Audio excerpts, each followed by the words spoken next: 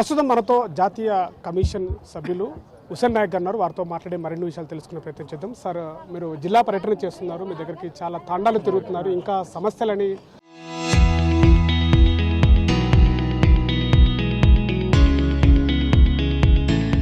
ఇంకా తాండా బాసులు వస్తున్నారు, ఏం చెప్తారు దీనిపై?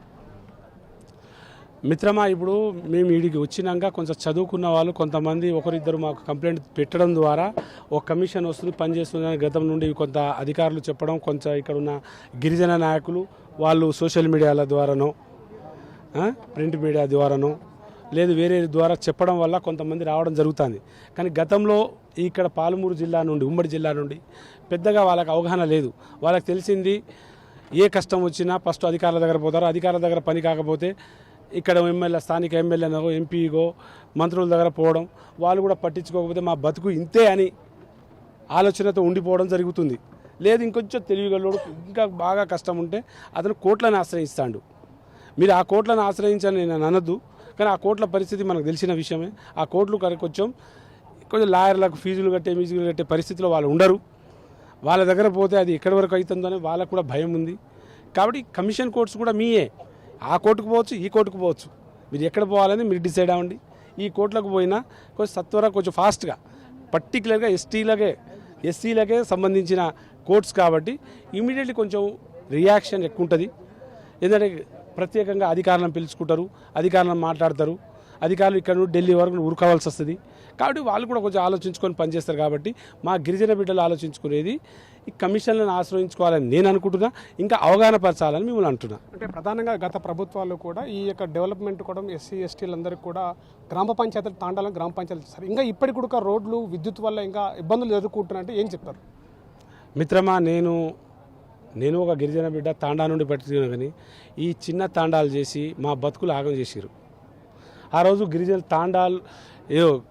తాండాలను గిరిజన గ్రామ పంచాయతీలో గుర్తించాలని చెప్పారు, కానీ దానికి సరైన నిధులు ఇవ్వలేకపోయారు. అని మరీ 200, 150 మంది కూడా గ్రామ పంచాయతీ ఇవ్వడం సిగ్గుచేటు మాట. దాదాపు 33 జిల్లాలు చేసి ఆగం పట్టించారు. ఇక్కడ అధికారులు ఒకనాడు జిల్లా కలెక్టరు ఒకలా ఉండేది, ఇప్పుడు మండల రెవెన్యూ బాస్ లాగా తయారైపోయాడు, చిన్న ఒక ఎంఆర్ఓ లాగా తయారైపోయాడు. అంటే వాళ్ళకు కూడా ఖర్చులు ఉంటాయి, వాళ్ళకి శాలరీలు ఇవ్వాలి, వాళ్ళ బతుకులు ఇవన్నీ నడిపించాలంటే చాలా ఇబ్బంది. అది ఈ 33 జిల్లాలు అనేది రాంగు.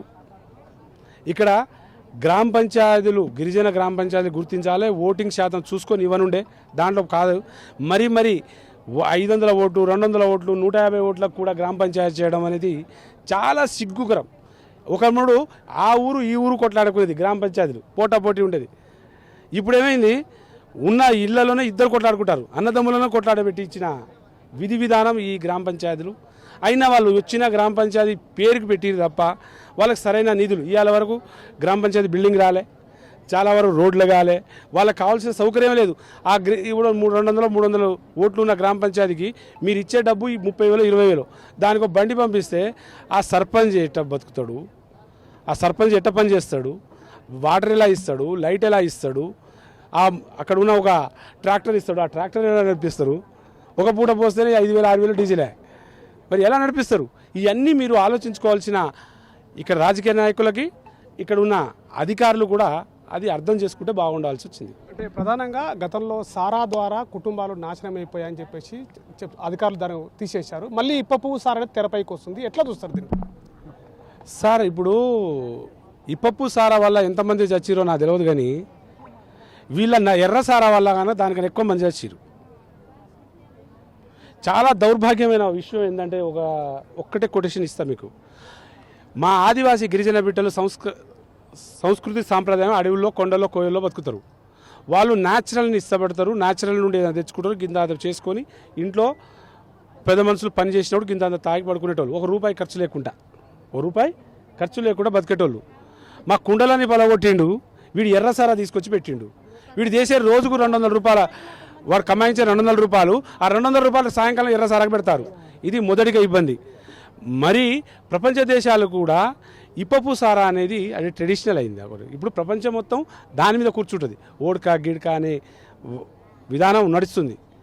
అలాంటి మళ్ళీ తెచ్చి గ్రామాల్లో కూడా వాళ్లకు ఒక మినిమం, అది తాగడం అనేది తప్పు, కానీ వాళ్ళు దినం మొత్తం కష్టపడి బతికేటోళ్ళు పొలం పని చేసి బతికేటోళ్ళు వాళ్ళు సాయంకాలం ఏం చేస్తారు? మంచి చదువుకొని మంచి ఇది చేసి ఓ 4 బీరు కొడతా అంటే వాడిని బలిచి కొట్టుకుంటాను పోతుంది, మనం కాదనం. కానీ గ్రామీణ ప్రాంతంలో అంత వీలు ఉండదు. కానీ వాళ్ళకు ఎకనామికల్గా డ్యామేజ్ చేసేదే ఈ ఎర్రసారా. ఇంకా దరిద్రం ఏంటో తెలుసా? అసలైన ట్రెడిషనల్స్ మా బంజారా బిడ్డలు. ఈ రాష్ట్రంలో ఏజెన్సీ అనేది ఒక సిస్టమ్ ఉంది. ఆ సిస్టంలో 100% మాదే హక్కు, మాకే హక్కు. అది బయట కాకపోతే ప్లేన్లో రిజర్వేషన్ కేటాయించాలి. కానీ ఈ రాష్ట్రం తెలంగాణ రాష్ట్రం చేసిన పెద్ద పొరపాటు ఏం తెలుసా? మా బంజారా బిడ్డలకు రాష్ట్రం మొత్తం 5% రిజర్వేషన్ ఇచ్చారు. 5% రిజర్వేషన్ అన్నప్పుడు మీరు ముందు కట్ చేయాల్సింది ఎక్కడ? మాకున్న 100% ఏజెన్సీ ప్రాంతాలు మా సొంతమే కదా, అది తీసి నువ్వు 5% ఇస్తున్నావా, కలిపి ఇస్తున్నావా అని చెప్పాలి. అది చెప్పకుండా మోసం చేసిరు. రెండోది దళిత బిడ్డలు ఉన్నారు, 10% రిజర్వేషన్ ఇచ్చారు. వాళ్ళ ట్రెడిషనల్ వాళ్ళు కాదు, వాళ్ళకి మరి 10% ఇచ్చారు. ఇంకా గౌడ బిడ్డలకు 15% ఇచ్చారు. ఏమా గౌడ బిడ్డలు చెట్లు ఎక్కేటోళ్ళు, కళ్ళు తీసేటోళ్ళు, సారకు దానికి సంబంధం ఏముంది? అంటే మీరు ఆలోచించండి. మా గిరిజన బిడ్డలు, ఆదివాసీ బిడ్డలని ఈ రాష్ట్రంలో ఉన్న లీడర్లైన అధికారులు పట్టించుకోవట్లేదు అనేది ఇది ఒక్కటే సాక్ష్యం. మీరు దాన్ని కంప్లైంట్లు వచ్చి మాట్లాడితే సార్ తప్పు జరిగింది సార్, నెక్స్ట్ కరెక్షన్ చేస్తా అని మాట్లాడతారు. ఇది మన రాష్ట్ర ప్రభుత్వం చేస్తున్న దౌర్భాగ్యం. గత ప్రభుత్వం వాడు బేకు పనిచేసిండని వాని గద్దె దింపిరు మా బంజారా బిడ్డలు. ఇప్పుడు ఈసారి కూడా వచ్చి బంజారా బిడ్డ లేకపోతే నేను గెలవకపోతున్నా మొన్న మాట అన్నాడు. యాడిచ్చిండా మా బంజారా బిడ్డకు ఒక మంత్రి పదవి? ఈ రాష్ట్రంలో 35 లక్షల పైన ఉన్న పాపులేషన్ వాళ్ళకి ఇవ్వకుండా ఇక్కడ అతి చిన్న ఉన్న వాళ్ళకి అన్ని ఇచ్చిర్రు. మరి మాకు కూడా మేము కూడా ఉన్నాంగా. దీనికి కూడా ఒక రోజు వస్తుంది. ప్రతి మంది బంజారా బిడ్డ అతి తెలివిగల్లోడు, ఫాస్టెస్ట్ గ్రోతింగ్ ఇన్ ఇండియా. ఈ దేశంలో 10 కోట్ల జనాభా బంజారా బిడ్డలు ఉన్నారు. దౌర్భాగ్యం ఏంటంటే ఒక్కొక్క రాష్ట్రంలో ఒక్కొక్క క్యాస్ట్లో ఉన్నాం. ఇక్కడ 5 రాష్ట్రాల్లో ఎస్టీ, కొన్ని రాష్ట్రాల్లో ఎస్సీ, కొన్ని రాష్ట్రాల్లో ఓబీసీ, కొన్ని చోట్ల ఓసీలో ఉన్నాం. అంటే ఆ అవసరాన్ని బట్టి వాళ్ళు అక్కడక్కడ రాష్ట్రాల్లో ఇచ్చిరు.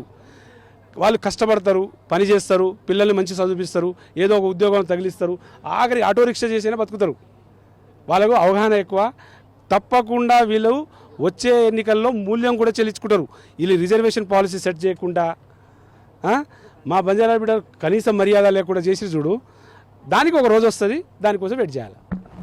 ఇది బంజారా జాతుల్లో ఉన్నటువంటి గ్రామీణ ప్రాంతాలలో ఉన్నటువంటి గ్రామ పంచాయతీలు ఏవైతే ఇస్తున్నాయో గత ప్రభుత్వాలు కూడా ఈ యొక్క గ్రామ పంచాయతీలను చేసి చిన్నాభిన్నం చేసినటువంటి పరిస్థితి ఏర్పడింది. అభివృద్ధికి కూడా కుంటపడినటువంటి పరిస్థితి కనబడుతుంది. బంజారా జాతులు గతలో కూడా వీళ్ళందరూ కూడా ఫారెస్ట్కి సంబంధించినటువంటి అడవి బిడ్డలైనప్పటికీ కూడా వాళ్ళ యొక్క సంస్కృతి కల్చర్ కూడా ఈ రాష్ట్రానికి ప్రతిబింబం నిలిచేలా కూడా ఈ యొక్క బంజారా జాతులు నిలిచారు. అట్లాంటి ఈ యొక్క సారా అన్నటువంటి దాంతో ఈ యొక్క ఈరోజు కల్తీ నిక్కర్ తీసుకొచ్చి ఈ యొక్క నిక్కర్ తోటి మా బంజారా బిడ్డలకు అన్యాయం చేశారని చెప్పేసి కూడా చెప్తున్నటువంటి పరిస్థితి. కెమెరా పర్సన్ నర్సింగ్తో శివాజీ, RTV, మహబూబ్ నగర్ జిల్లా.